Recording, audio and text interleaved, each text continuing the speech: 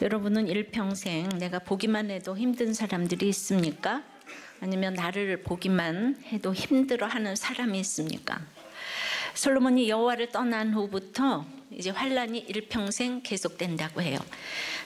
잠언 3장 12절에서 솔로몬은 대저 여호와께서 그 사랑하시는 자를 징계하시기를 마치 아비가 그 기뻐하는 아들을 징계한 같이 하시느니라고 했어요. 이게 솔로몬이 징계받고 한 얘기죠. 또 히브리서에도 12장 8절에 징계는 다 받는 것이거늘 너희에게 없으면 사생자여 친아들이 아니니라. 그래서 마지막에 일평생 환란은 솔로몬에게는 최고의 축복이었습니다. 끔찍이도 말을 안 듣는 하나님의 백성인 이스라엘을 데리고서 가시고자 하는 하나님의 사랑은 눈물겹습니다. 하나님의 관심은 오직 택자인 내 새끼에 있어요. 그래서 어떻게 환란을 주실까요? 첫째로 하닷의 복수심을 일으키십니다. 14절부터입니다. 여호와께서 에돔 사람 하닷을 일으켜 솔로몬의 대적이 되게 하시니 그는 왕의 자손으로서 에돔에 거하였더라. 전에 다윗이 에돔에 있을 때 군대 지휘관 요압이 가서 죽임을 당한 자들을 가서 장사하고 에돔의 남자들을 다 쳐서 죽였는데 요압은 에돔의 남자를 다 없애기까지 이스라엘 무리와 함께 6달 동안 그곳에 머물렀더라.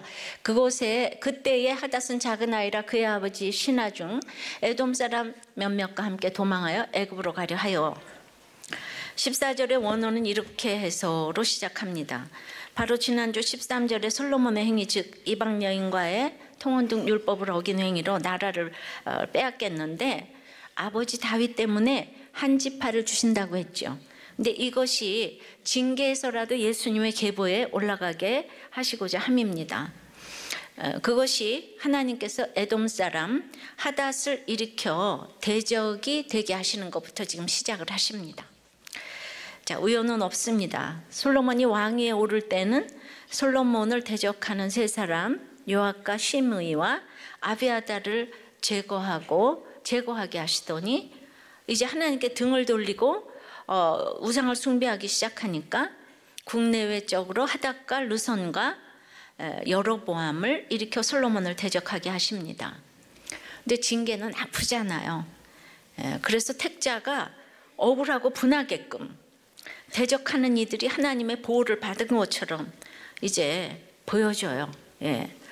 그러니까 남편은 바람 피는데 잘 사는 거야. 우리 괴로워, 그죠? 우리는 택자인데 억울하고 분하잖아요. 성경을 자세히 읽어보니까 여러분들 지난주에 솔로몬을 자세히 읽었는데 그 솔로몬 그냥 넘어가면 안 되잖아요. 그죠? 그러니까 이게 성경을 자세히 보면 적용이 풍성해지는 거예요. 그렇게 죄를 지었는데 어떻게 예수님의 조상이 될 수가 있겠어요? 그죠? 세상의 부요함은 너무 잠깐인데 그 부를 이루기 위해 합리화하며 온갖 것을 누리기 위해 지은 죄는 대대손손 자손을 괴롭힌다는 거예요.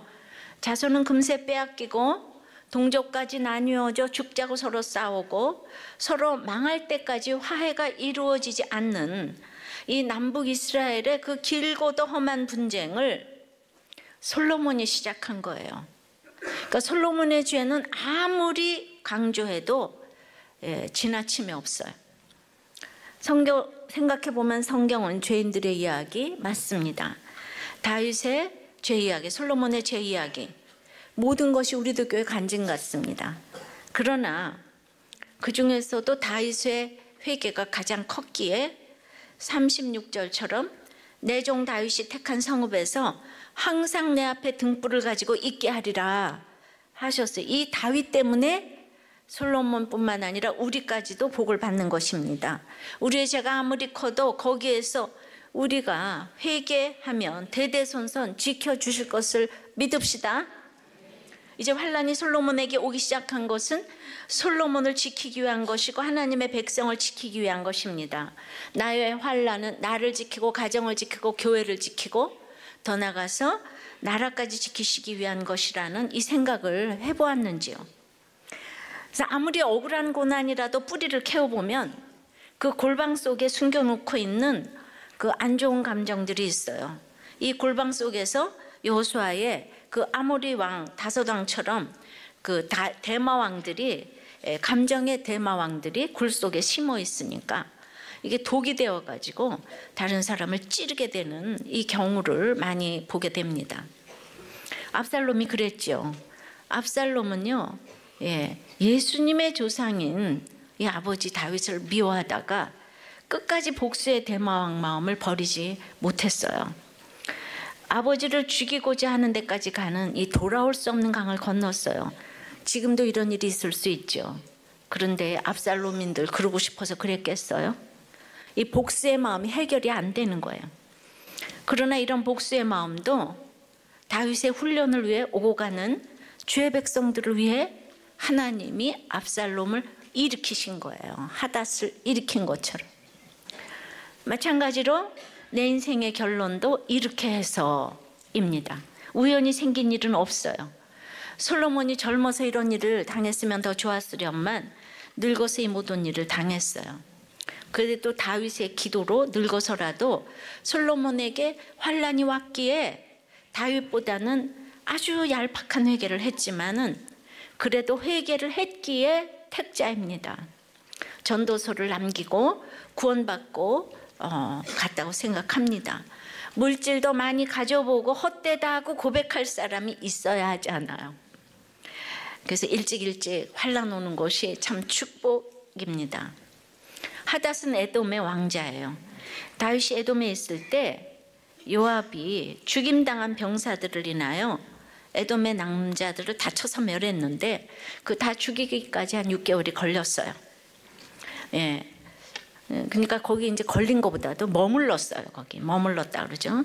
그는 다윗이 에돔을 멸할 때 그의 신복들에게 구출되어 애굽으로 망명한 왕자예요. 에돔은 에서의 별명이고 형제 나라인데 아모스 1장 11절에 보면 여호와께서 이와 같이 말씀하시되 에돔의 서너 가지 죄로 말미암아 내가 그 벌을 돌이키지 아니하리니 이는 그가 칼로 그의 형제를 쫓아가며 국류를 벌이며 항상 맹렬히 화를 내며 분을 끝없이 품었음이라고 하니 에돔은 항상 하나님의 백성을 힘들게 하는 나라 맞기에 쳐부수는 것은 당연합니다. 그래서 당시 죽임을 당한 에돔 남자의 수는 아비새에 의해서 1만 8천 명이고 요압에 의해서 1만 2천 명, 대단히 많았죠. 근데 가장 먼저 처형되어야 할 에돔의 왕자였던 하닷이 어떻게 잔인하고 끈질긴 요압의 칼날을 피해서 애굽으로 피신할 수 있었을까요? 이건 전적으로 하나님이 살려주셔서 이렇게 오늘날 솔로몬의 징계도구로 쓰시기 위한 보석이었다고 생각해요. 근데 솔로몬이 통치 초기에 자신을 왜 작은 아이라고 그랬었잖아. 근데 하닷도 자기를 오늘 작은 아이라고 그래요. 근데 26절에 보면 그 여로보암도 자기를 소년, 청년이라고 얘기를 해요. 그러니까 이렇게 전부 다 처음에는 겸손하기 시작했던 사람들이 다 이렇게 문제를 일으키는 거죠. 여러분도 작은 아이라 하면서 이제 무시하는 것은 이제 무엇입니까? 그러니까 작은 아이라 하면 다 살아남았어, 그죠? 솔로몬도 하닷도. 그런데 이게 주님이 주신 겸손함이 아니라서 이제 그렇죠. 작은 아이에게 살아남은 것은 또 무엇입니까? 전 여자로서 무시도 엄청 당했지만 여자라서 여기까지 온 것도 있어요. 이번 주 목자 모임, 목자 모임에서 한 목자님이 내가 목장에서 학벌에 열등감이 있어가지고 이 의사 아내에게 이기고 싶은 마음이 있는데 지난 팀의 목원들이 다 전문직이라서 내가 열쇠 가게 운영하는 저 때문에 다들 은혜 받아가지고 1년 동안 열심히 목장을 했는데 이번에도 이제 그런 분위기를 많이 탐했는데 목원들 반응 냉담합니다. 근데 제가 좋아하는 것은 목장 끝나면 전자담배 피우는 것과 온라인 게임으로 보상받았다고 하는 것인데 결국에 다 꼬리 잡히게 되었어요. 근데 오늘 말씀에 한 지파를 줄이라 했는데 바뀐 목장은 예전과 다르게 썰렁하다 못해 한 지파가 아닌 한 파를 주신 것 같다고. 이 목장의 한 파가 한 지파가 되기를 바랍니다. 이제 초원님이 정신과에 한번 좀 가보셔야 되겠다 그랬더니 나 아내 때문에 가보게 되어서 갔는데 의사가 나한테는 약 처방 받을 게 없다고 한다. 근데 권찰에게는 도리어 꾸준히 나오라고 했는데 안 나오고 있다 그래요. 열등감이 이쪽에서 느껴야 되는데 저쪽에서 느끼는 것 같아요. 자, 솔로몬의 일평생에 하닷이 끼친 환난으로 구원받았는데, 여러분 의사 아내와 사는 이 전문학교 출신의 남편이 일평생 끼칠 수 있는 환난의 복수심이 있을 수 있다는 거 아셔야 돼요. 딱 이해가 되시죠? 그러나 우리들 교회에서 신결혼했기에 아내는 우리들 교회에 남편을 목자를 하게 한 것이 일생 최대의 축복의 선택을 한 거예요. 이 집 부부는 예쁜 딸과 함께 너무 잘 살고 있어요. 자, 작은 아이라 겸손하기 시작했는데 끝까지 겸손하시기 바랍니다. 18절서부터 이제 이 하닷이 미디안을 떠나 바란에 이르고 거기서 사람을 데리고 애굽으로 가서 이제 바로에게 나아가매 바로가 집과 먹을 양식 토지를 다 주었대요. 그리고 19절에 눈앞에 크게 은총을 이제 그 바로의 눈앞에 하닷이 은총을 얻어가지고 자기의 처제 그를 아내로 주었어요. 20절에는 그래가지고 아들 그누밧을 낳았어요. 그리고 그누밧이 바로의 궁에서 바로의 아들 가운데 있게 된 거예요. 21절에도 그 하닷이 애굽에 있어서 그 다윗이 그의 조상들과 함께 잔 것과 군대 지휘관 요압이 죽은 것을 듣고 바로에게 이르되 나를 보내어 내 고국으로 가게 하옵소서. 그러니까 바로가 그에게 이르되 네가 나와 함께 있어 무슨 부족함이 있기에 네 고국으로 가기를 구하느냐. 대답하되 없나이다. 그러나 아무쪼록 나를 보내옵소서 하였더라. 자, 바로는요 모세에게뿐만 아니라 나를 대적하는 하닷에게도, 모세도 이런 적이 있었잖아요. 옛날에 바로가 어렸을 때부터 먹여주고, 하닷에게도 먹을 것과 집과 토지를 다 주었어요. 나를 괴롭히는 사람에게도 옆에서 공급하는 손길이 다 있는 거예요. 애굽의 21왕조 바로는 솔로몬에게 딸을 주었고 22왕조 바로는 하닷에게 처제를 주었어요. 우리가 노예 생활했던 애굽은 틈만 나면 피하고 싶은 도피성 같아요. 노예 근성이 그렇게 무섭습니다. 그래서 예수 믿고 그렇게 우리의 근성이 빨리 변하질 않아요. 다윗과 요압은 같은 해에 BC 970년쯤에 죽었는데 하닷의 독립투쟁은 BC 940년경에 있었던 것으로 보면은 하닷은 에돔으로 돌아간 일에 그냥 30년간을 지금 이제 애굽에서 그 애굽으로 돌아간 일에 30년간 복수를 왜 준비했어요? 하닷 입장에서 자신이 어릴 때 에돔의 성인 남자들이 대부분이 학살당했잖아요, 그죠? 아무리 애굽의 바로가 처제를 도와주고 있어도 하닷의 적대감은 뿌리 깊은 거예요. 오랜 시간 상처를 극복하지 못하고 복수의 칼을 갈았습니다. 그냥 틈만 나면 내가 이제 민족의 원수를 갚고자 마음을 먹었어요. 그럼 이것은 에돔의 입장에서 보면 애국자 아니겠습니까? 이거 어떻게 분별이 되겠습니까? 모세와 하닷이 똑같은 입장 같은데 하나는 하나님 쪽이고 하나는 사단 쪽이니까 어찌 분별을 하겠어요? 하닷은 작은 아이라 자기 잘못 없이 자기가 겪은 살육의 당사자인 다윗과 요압만 기억을 합니다. 그러니까 어렸을 때 이렇게 이제 사랑을 받지 못하고 있으면은 좋은 부모, 나쁜 부모가 없는 것 같아. 자기가 사랑받지 못한 것만 기억을 하게 됩니다. 구원의 시각이 아니라면 옳고 그름으로는 이게 분별이 안 되는 거예요. 바로가 그 처제를 주고 보호한 것을 보면 아주 똑똑하고 준수하고 매력이 참 있었던 것 같아요. 모세하고 비슷하죠. 그런데 더 기가 막힌 거는 그 자기 아들이 왕자에 있고 자기는 바로의 처제와 결혼을 했고 전 세계를 하는 그 애굽에서 자기 에돔으로 돌아가 가지고 지금 이제 독립운동을 하겠다고 이제 이러니까 얼마나 멋있어요, 그죠? 그러니까 지금 이제 바로도 왜 그 하닷을 이렇게 키우는가 하면 나중에 국가의 국익을 위해서 나중에 왕이 되면 여기서 조공도 받고 너무 멋있죠. 그러니까 나는 그래서 네가 부족함이 뭐가 있냐 물었을 때 난 없다고. 그러나 아무쪼록 가게 해달라는 것은 원어를 보면 아주 강력하고 확실한 의지를 이렇게 피력하는 거예요. 네, 이러한 강한 복수심이 이후에 솔로몬의 통치에 일평생 환란으로 자기들이 매김을 하면서 대적을 한 거예요. 복수가 무섭잖아요, 그죠? 그러면 한편 하닷의 반란도 하나님의 공평하심이 있으신 거예요. 다윗 시대에 요압이 에돔의 6달이나 그곳에 머물면서 에돔 사람을 죽였잖아요. 명분은 거룩한 전쟁인데 하나님의 방법으로 안 한 것이 분명히 있어요. 요압이 잔인한 사람이잖아요. 그럼 이게 뭐가 있을까? 예를 들어서 주일 성수는 맞는데 집에 급한 환자가 있어서 내가 주일날 못 왔는데 이 믿음이 없는 자요 하면서 당장 직분을 뺏었어요. 그러니까 하나님 이걸 기억하셨어요. 믿는 자로서 배려 없는 행위, 이게 구원에 관한 일이어야 되는데 주일 성수 자체가 또 목적이 되면 안 되는 거죠, 그죠? 그렇다고 또 주일 성수 하지 말란 소리는 아니에요. 내가 말을 못해. 그래가지고 덮어주셨다가 때가 되어서 하닷을 솔로몬을 징계하기 위해서 또 요압의 그 죄를 생각하고 다 이렇게 해서 심판하신 것도 있을 거예요. 그러니까 에돔은 다 멸해야 되는 거 맞지만은 하나님은 솔로몬의 징계를 위해 이때 징계를 위해 에돔의 왕자인 하닷을 살려두신 것입니다.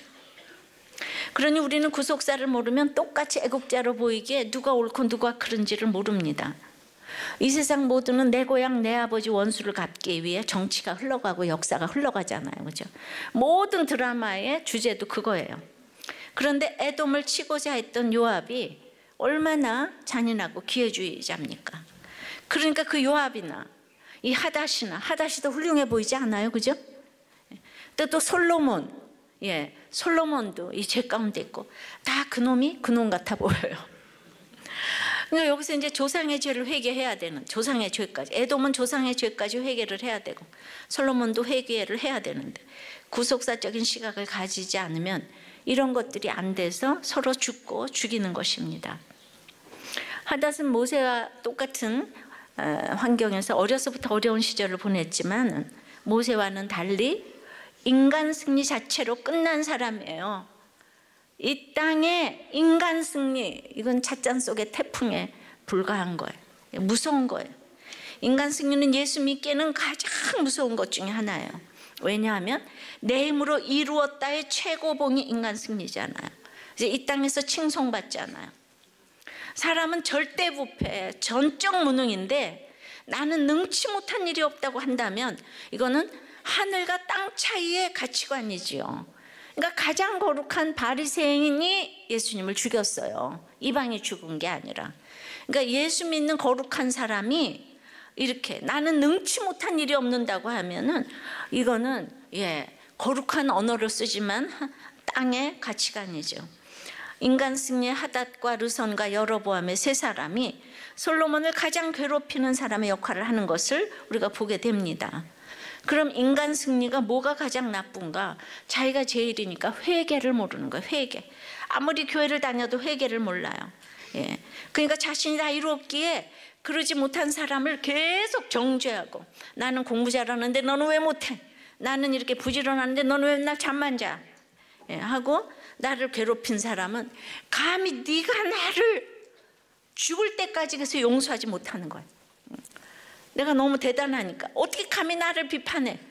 그래서 그 복수심, 남을 죽이고 나를 죽이고, 자존심이 하늘에 닿으니까 하나님은 자기 백성을 위해 구원자를 예비하기도 하시지만 이렇게 징계하시기 위한 도구도 이제 친히 준비하시는 거예요. 하닷의 복수 감정까지도 하나님 나라를 위해 쓰실 수가 있는 거예요. 그런데 이 솔로몬이 성전을 짓는 시대에는 복수의 칼이 잠잠히 있었어요. 그러니까 우리가 성전 열심히 짓고 있으면 사단도 잠잠할 수 있어요. 근데 솔로몬이 무너지기 시작하니까 반역도 고개를 들기 시작합니다.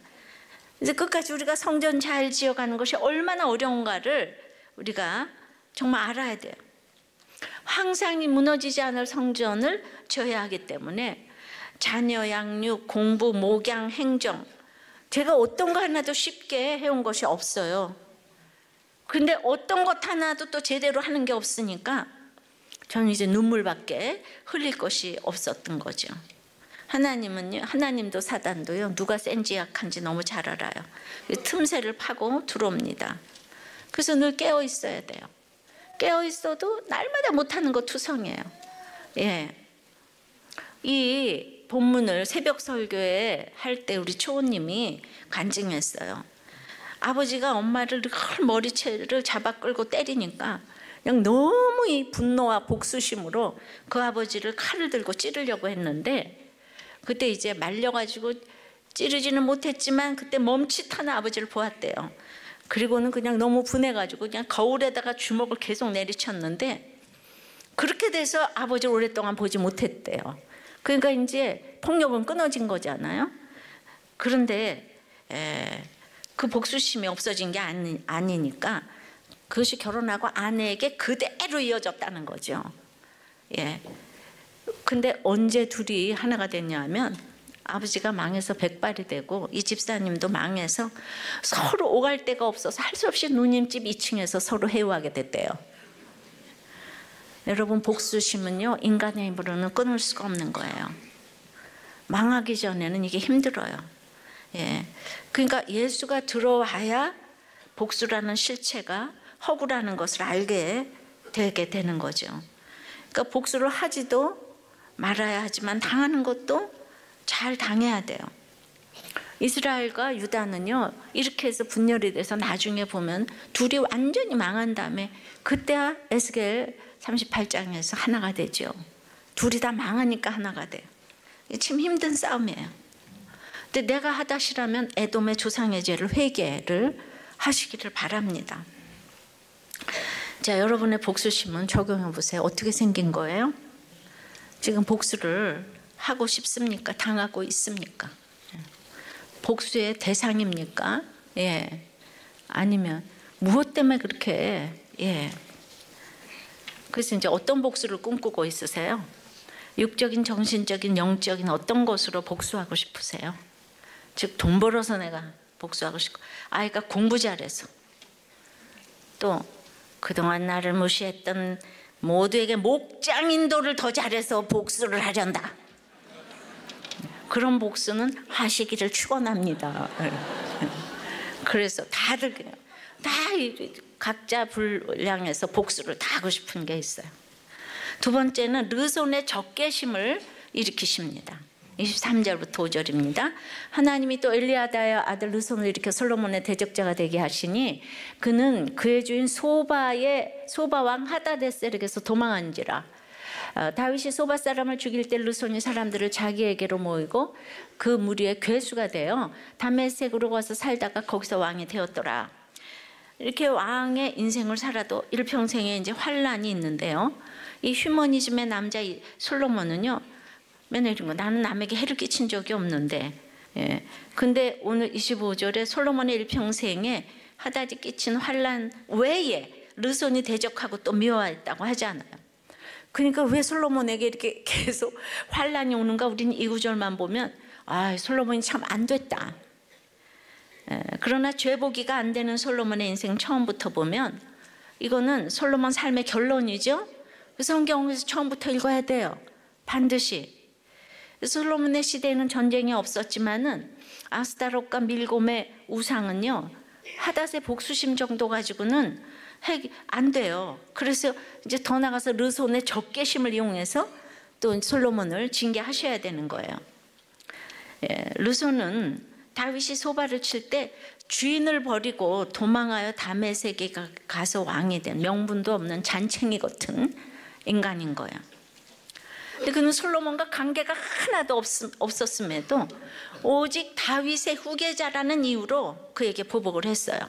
그러니까 사회에 불만을 가지고 있으면 이런 일이 생기는 거예요. 그러나 이 사람도 솔로몬이 그 성전 지을 때는 모두가 수면 밑에 가라앉아 있는 거예요. 솔로몬이 그래서 바로의 딸을 데려와서 이 나라가 굉장히 흥왕할 줄 알았는데 결론은 애굽이 아닌 생각도 못한 잔챙이들인 하닷과 르손에게 수치를 당하며 괴롭힘을 이렇게 당했어요.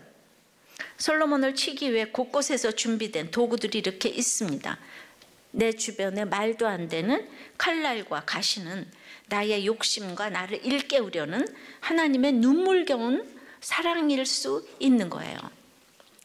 제가 이제 학창시절에 인정을 받고, 그리고 이제 시댁에서 그 도우미 아주머니들에게 정말 이해할 수 없는 조롱을 당했는데, 저는 그래도 있잖아요, 뭐 학생회 부회장 뭐 이런 거 했어요. 공부만 잘한 게 아니에요. 네. 그러니까 인간관계도 이제 꽤 된다는 거 아니에요. 근데 말도 안 되는 모학자인 아주머니들의 이렇게 조롱과 수치를 당하며, 예, 이 괴롭힘 당하는 게 이해가 안 됐는데, 그런데 그 한 분은 너무 음식도 잘하고 어머니의 신뢰를 이렇게 받았는데 아이를 못 낳아서 10년 살다가 이제 소박을 맞았다는 거예요. 그런데 그분이 보기에는 제가 집에서 살림만 하기니까 할 줄 아는 게 아무것도 없잖아요.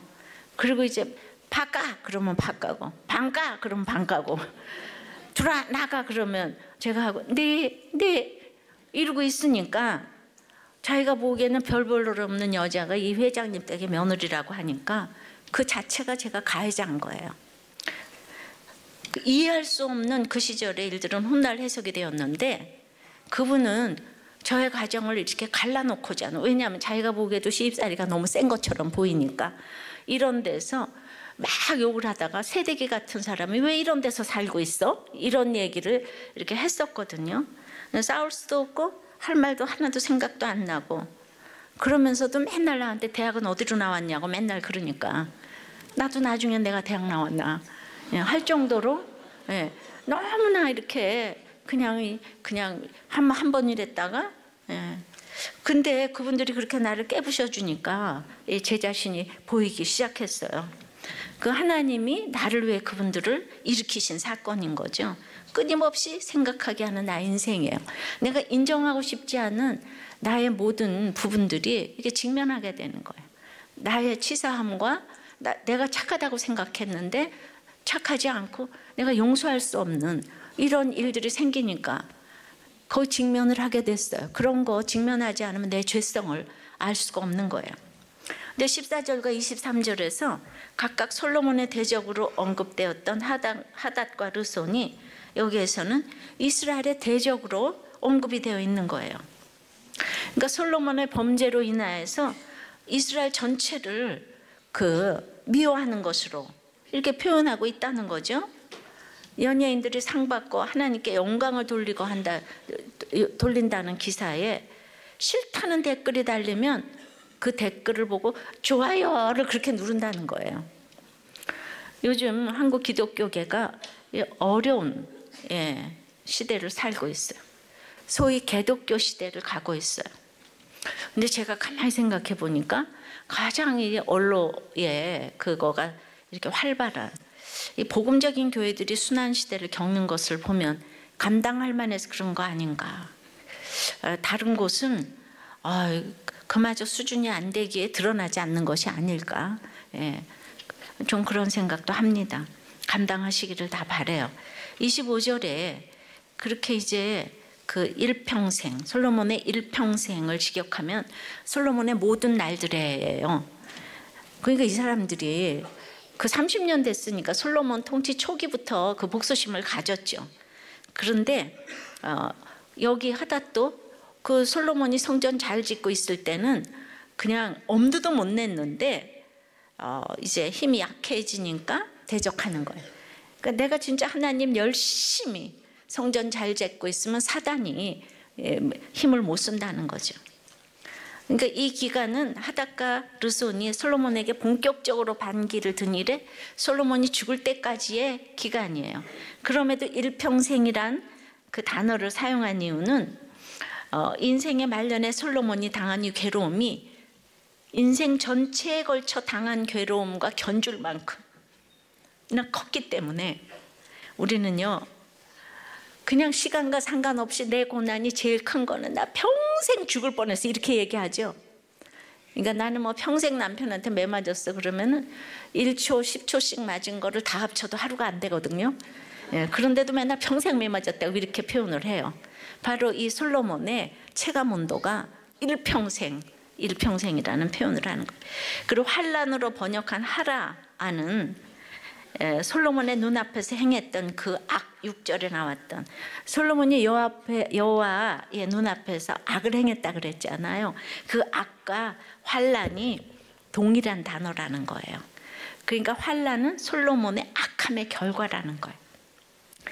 예, 그러니까 그 하나님의 도움이 전혀 임하지 않는 것 같은 이 고통 중에 있어요. 예, 그것이 내가 진정 하나님을 예배하지 않은 악의 결과임이 인정이 되세요? 아니면 아직도 너무 억울하세요? 적용해 보세요. 지금 그래서 어떤 적개심에 사로잡혀 있습니까? 예, 그러니까 나에게 적개심을 품는 사람은 누구예요? 그리고 내가 적개심을 또 품고 있는 사람은 누군고? 나에게 품고 있는 사람, 내가 품고 있는 사람. 사회에 대한 불만입니까? 예. 그런데 내 악과 환난이 동일하다는 것을 인정하십니까? 그러니까 여러분들이 환난이 왔는데 여러분들의 이 악을 보지 못하면 성경에 이 악과 환난이 똑같대잖아요. 솔로몬의 악과 환난이. 그러니까 반드시 환난이 오면 내 죄를 생각해 봐야 되는 거예요. 끊임없이 누군가를 비교하는 이런 적개심입니까? 세 번째는 여로보암의 배반의 시기심으로 대적을 일으키십니다. 26절에요. 솔로몬의 신한 느밧의 아들 여로보암이 또한 손을 들어 왕을 대적하였으니 그는 에브라임 족속인 스레다 사람이요 그의 어머니 이름은 수르아이니 과부더라. 그 26절부터는 정말 무서운 내부에서 반란이 일어나기 시작합니다. 모세의 시종인 여호수아는 백성을 이끌고 요단을 건넜는데 솔로몬의 신복인 여로보암은 나라를 말아먹었어요. 그러니까 신복으로 삼을 정도로 성실했는데 배신을 당했잖아요. 근데 하나님도 솔로몬을 신복으로 여겼는데 배신당했잖아요. 그러니까 똑같은 사건을 좀 겪어보라고 지금 이제 주신 거예요. 근데 여로보암은 과부의 아들인데 그 과부의 이름이 스루아, 지금 문둥병이라는 뜻이에요. 그러니까 이 여로보암은 얼마나 안 좋은 가정에서 태어났는지 몰라요.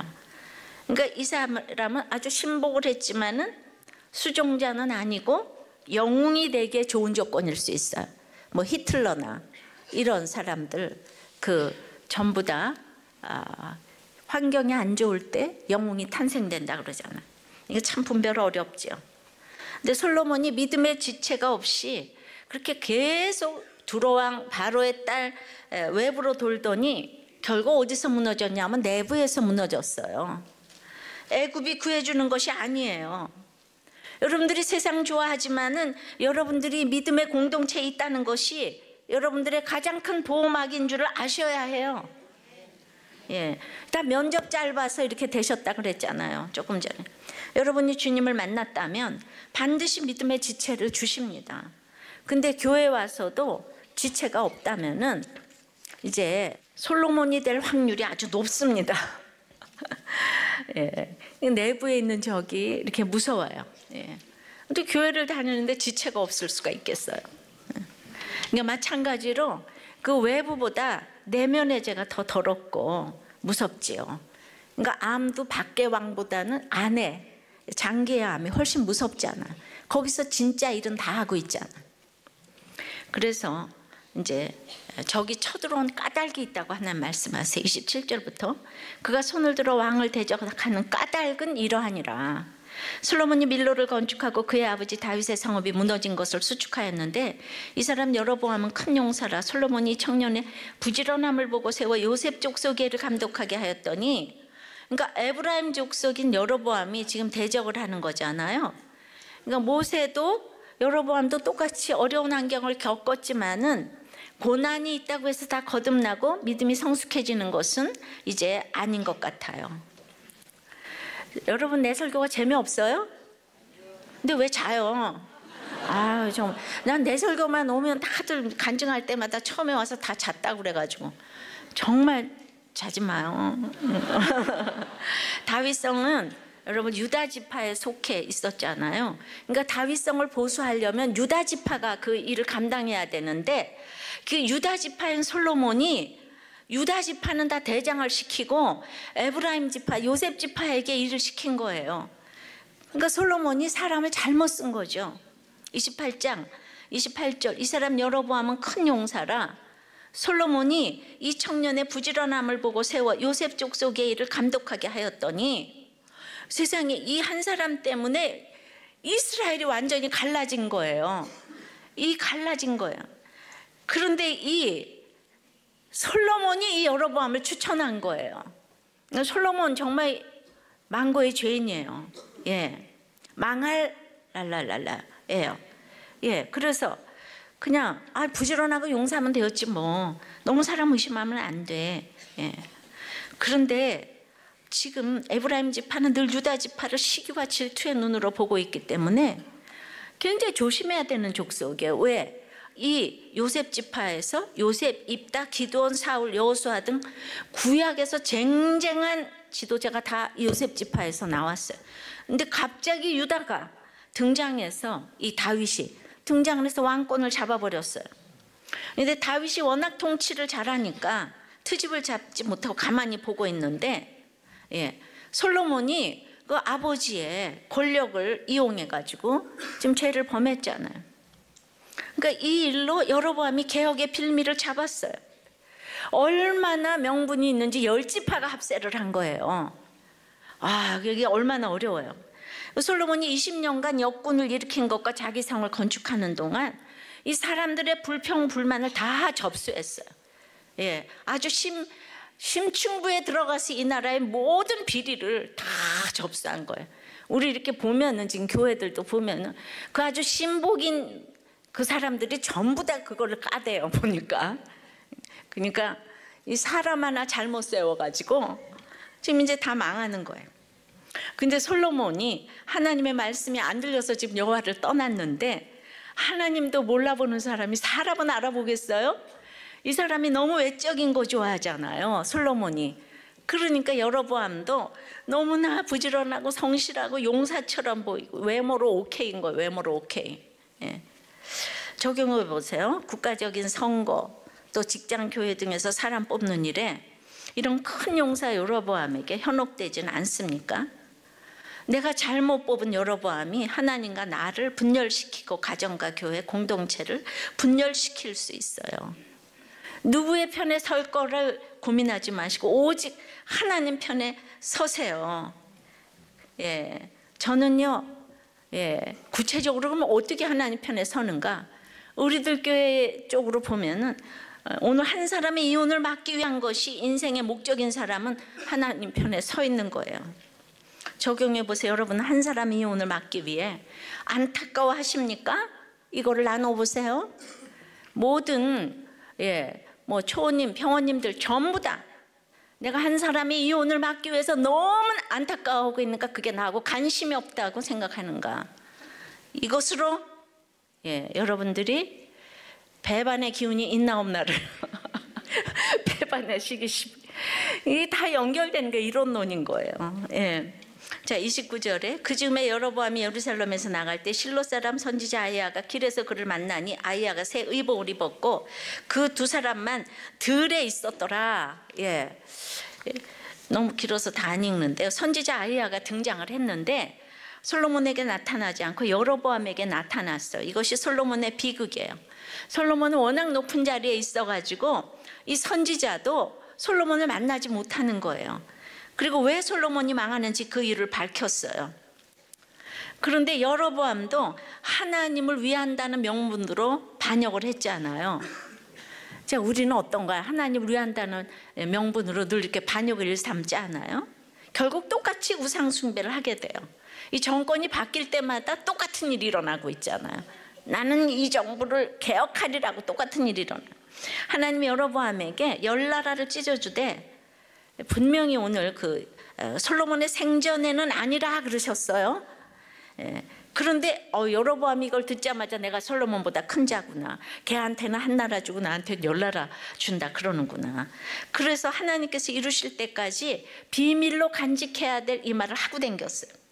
왜냐하면 29절에 그 두 사람만 들에 있었더라 했기 때문에 들은 사람이 여로보암밖에 없는 거예요. 예, 그래서 그런데도 39절에 내가 이로 말미암아 다윗의 자손을 괴롭게 할 것이나 영원히 하지는 아니하리라 했음에도 솔로몬은 끝났어 우습게 여기고 듣자마자 반역을 일으키고 솔로몬으로부터 생명을 위협받게 되었고 결국은 애굽으로 망명하게 된 거예요. 다윗은 기름 부음을 받고도 15년을 더 기다렸는데 예수 믿는 우리는 무슨 말을 들어도 이렇게 좀 기다릴 줄 알아야 돼요. 솔로몬도 마찬가지예요. 여로보암이 쳐들어오면 이게 내 삶의 결론이구나. 이때라도 회개를 하면 얼마나 좋았겠어요. 그런데 금세 죽이려고 했어요. 여로보암을 자기가 뽑아놓고 있잖아요. 죽이려고 했어요. 둘 다 똑같은 사람이에요. 그래서 정말 솔로몬의 회개는 반쪽 회개밖에 안 되고 부끄러운 구원이에요. 자, 솔로몬이 애굽의 공주를 데리고 와서 덕점 보려고 하고 끊임없이 의지했지만은 결국 여로보암이 일어나서 애굽으로 도망갔기 때문에 죽을 때까지 애굽에서 보호해 준 것처럼 이제 그 부르다가 죽을 애굽이 솔로몬을 반역한 여로보암을 지금 돕잖아요. 그러니까 이 사람이 애굽으로 가서 우상숭배 배워가지고 와서 북이스라엘의 교주가 되어서 이스라엘을 말아먹은 인간이 되게 한 거는 솔로몬이란 말이에요. 믿음이 좋은 사람이 항상 책임을 져야 돼요. 결국 솔로몬 오늘 죽었는데 솔로몬은 결국 바로의 딸과 결혼을 해서 망하게 된 것이에요. 사람을 의지함의 결과입니다. 얼마나 불신결혼이 무서운지 아셔야 된다는 거예요.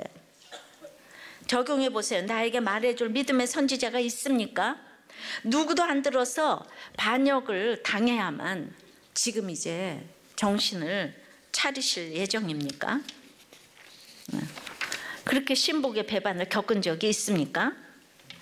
41절서부터 3절까지 솔로몬의 남은 사적과 그의 행한 모든 일과 그의 지혜는 솔로몬의 실록에 기록되지 아니하였느냐? 솔로몬이 예루살렘에서 온 이스라엘을 다스린 날수가 40년이라 솔로몬이 그의 조상들과 함께 잠에 그의 아버지 다 같이 다윗의 성읍에 장사되고 그의 아들 레호보암이 대신하여 왕이 되니라. 그래도 솔로몬이 반쪽짜리 회개해가지고 글쎄 다윗성의 장사가 됐다 그러네요. 할렐루야. 그래서 우리가 한 지파의 이 환란을 이제 구원을 위한 것으로 받고 가고자 한다면 나와 내 모든 집안이 구원될 줄 믿습니다. 다윗 성읍에 장사될 줄 믿습니다.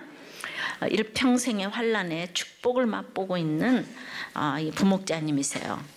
이분이 과거 목사님까지 했다는 거 이거 정말 믿어지지 않지만 그렇답니다. 목회를 하다가 실패를 했는데 솔로몬이 부귀영화 누리고 풍족할 때에 죄악에 있음을 보면서 세상적 음란 죄악 다 거치고 아내와 강남에 살면서 안마 마사지 하는데 매일 들락거리고 저는 수백 명의 여자 음란을 행했습니다. 저희 가정의 쓴뿌리가 음란입니다. 엄마가 서울역에서 여인숙을 하면서 여자 장사를 했습니다. 저도 잠깐 일본 사람 상대로 여자 장사를 했습니다. 이분이 목사를 했대요. 예. 17살부터 대마초, 필로폰, 세코날이라는 약물을 30년 동안 했습니다. 아내와 속여서 결혼을 했고 술판은 없어 사업을 하며 돈 많이 벌었습니다. 그러나 나의 중독으로 결혼 생활에 가정 중수하지 못했습니다. 마약에 취해서 죽어가는 모습을 보고 아내가 7번 신고를 하였고 10년의 교도소 생활을 했습니다. 그래도 여전히 도박 중독에 빠져서 모든 재산 탕진하고 가정을 힘들게 했습니다. 드디어 오늘날에는 가족들에게 기초수급자로 살게 하면서 아내에게는 쓰레기 분리수거를 하게 하고 새아들에게는 알바를 하게 하여 무릎이 해지도록 고생을 시켰습니다. 새아들에게 폭행으로 상처를 너무나 많이 주어서 큰아들은 정신과 치료를 받았습니다. 예. 이 10년 전 부인의 권유로 우리들 교회에 왔는데 목사님이고 이렇게 고난을 받아도 말씀이 들리지 않고 무시가 되었다는 거예요. 왜 이런 분들의 특징은 무엇인지 몰라요. 말씀이 안 들렸어요. 그런데 어느 날 여전한 방식으로 도박을 하고 오니까 아내가 지금 오세요. 식사하세요. 경마 조금만 하고 오세요. 하는 소리에 화를 내고 욕을 하고 큰 소리 쳐야 하는데 이게 뭐지? 그 후로 경마를 갔는데 그냥 아내가 말하는 소리가 들리는 거예요. 지금 오세요. 미안한 마음이 들어서 베팅을 하지 않고 그리고 도박과 약물을 하지 않기로 마음을 먹고 하나님께 기도를 했는데 상처와 아픔을 주지 않도록 회복시켜달라고 회개하며 간절히 기도했대요. 그런데 이 가정에 30년 만에 기적이 일어나기 시작하고 그 30년 중독이 끊어지기 시작을 했다는 거예요. 그로 인해 빚을 갚고 4년 동안 중독에서 벗어나고 가장의 역할을 감당하는데 침묵하고 순종할 때 여리고성이 무너진 것 같이 저희 중독의 여리고성이 무너지게 하셨습니다. 지금은 말씀의 은혜 받고 부목자로 순종을 하고 있으니 10년 만에 부목자가 되셨어요. 현재 마약 중독자를 위한 치유 프로그램을 운영하고 있는데 가난하지만 영적으로 부자가 되어서 현재 대리운전을 하고 계시대요. 아들 셋이 있는데 큰아들은 청년부 목자하고 둘째도 잘 나오고 있는데 셋째는 아직 나오지 않는데요. 제가 할 수 없는 지긋지긋한 중독에서 멈추게 하시고 가정을 지켜주셔서 하나님과 목사님께 감사합니다. 참으로 사람이 의지가 되고 하나님만 의지한다고 하면서 눈에 보이는 이 사랑과 돈을 너무나 의지합니다. 죄를 짓고 또 지어서 나 같은 사람은 또 안 된다고 낙심하는 마음이 있습니다. 그러나 우리 이렇게 주홍같이 붉은 죄에도 불구하고 주님께서 허락하신 다윗의 등불이 우리에게 제게도 이어질 것을 믿습니다. 아멘. 내게 말씀이 역사함으로 우리의 후손은 다윗의 등불이 이어지는 예수 그리스도의 후손이 될 것을 믿습니다. 아멘. 일평생 환란의 축복이 우리에게도 임하여서 이제 오늘 회개하며 다윗성에 우리가 장사될 수 있는 믿음의 조상과 후손이 될 수 있도록 축복하여 주시옵소서. 예수 그리스도 이름으로 기도드리옵나이다. 아멘. 아멘.